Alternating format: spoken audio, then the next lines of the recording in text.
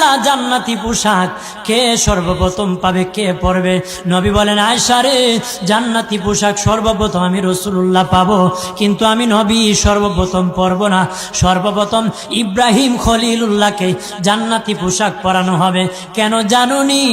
ইব্রাহিম নবীকে নমরুদের আগুনে যখন ফেলে দেওয়া হয়েছিল, দুনিয়ার সব ছেড়ে দিয়েছিল, বাড়ি ছেড়ে দিয়েছিল, সম্পদ ছেড়ে দিয়েছিল, মা বাবা ছেড়ে দিয়েছিল, এমনকি গায়ের জামা যখন খুলে নেয়, ইব্রাহিম কয়েক কাপড় ছেড়ে দিতে পারি, আমার আসমানের মালিককে ছেড়ে দিতে পারি না।